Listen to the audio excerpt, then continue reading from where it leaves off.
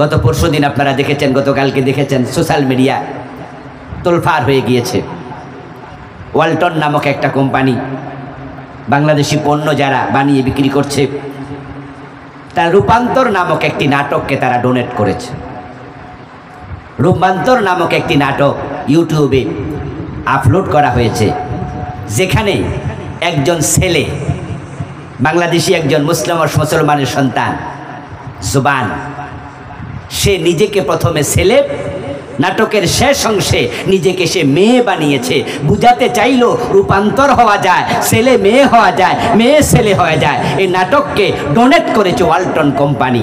এটা যখন আমাদের সামনে আসলো, আমরা সোশ্যাল মিডিয়া তার বিরুদ্ধে লিখতে শুরু করলাম।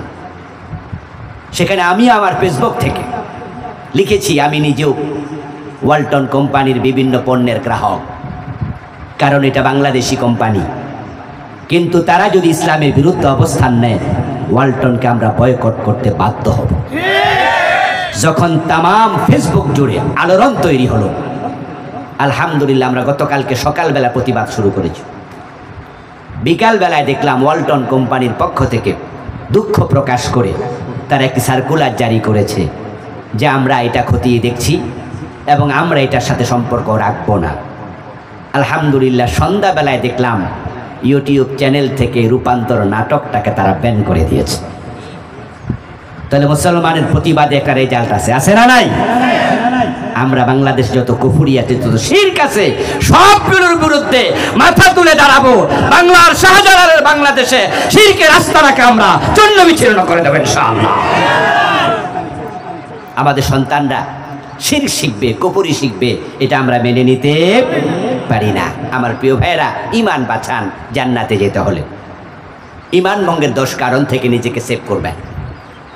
দ্বিতীয় হচ্ছে নেক আমল, জান্নাতে যাওয়ার দ্বিতীয় শর্ত। নেক আমল মানে হচ্ছে মা আতাকুমুর রাসূলু ফাখুযুহু ওয়া মা নাহাকুম আনহু ফান্তাহু। আল্লাহর হাবিব যা করতে বলেছে করো, যা ছাড়তে বলেছে ছাড়ো। নামাজ পড়বেন আবার সুদ খাবেন, এটার নাম নেক আমল না।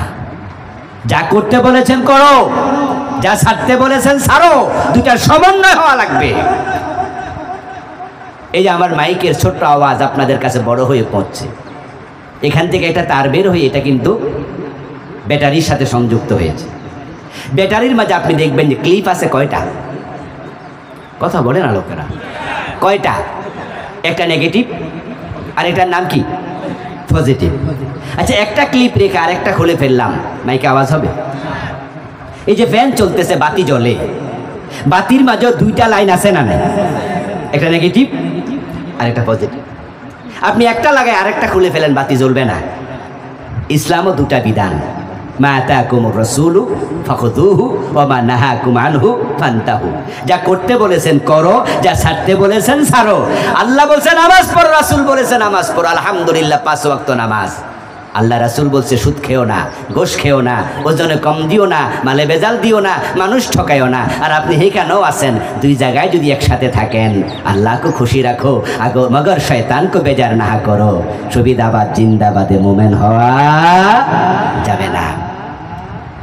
এই জন্য হারামগুলো পরিত্যাগ করুন, ফরজগুলো আঁকড়িয়ে ধরুন। সবটা সমন্বিত হলে এটার নাম হবে নেক আমল। এটার নাম নেক আমল, আমলে সালেহাত। আল্লাহ তাআলা আমাদের সকলকে ঈমান এবং নেক আমলের সাথে দুনিয়ার জিন্দিগি যাপন করে কালেমা পড়তে পড়তে মরার জন্য কবুল করুক। সবাই বলি আমিন।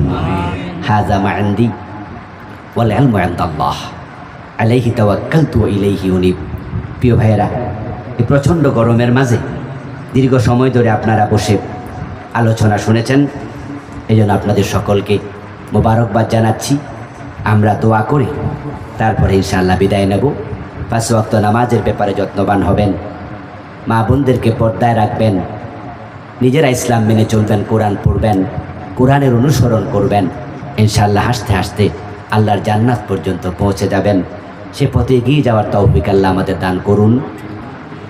আমার গাড়ি আছে সামনে, ওখানে আমার লেখা 7টি বই, তার মাঝে শিরকের বইটা নেই, বাকি 6টা বই আছে। যারা নিতে চান ড্রাইভার সাহেবের সাথে দেখা করে আমার লেখা বইগুলো সংগ্রহ করতে পারবেন। বেদাতের উপরে লিখেছি, মেরাজের উপরে, ইমান কুফর নিফাক, সলাতের উপরে, ব্যক্তি ও পরিবার গঠন, ইসলাম, ওহিরায়নায় পরকাল, এই বইগুলো আছে।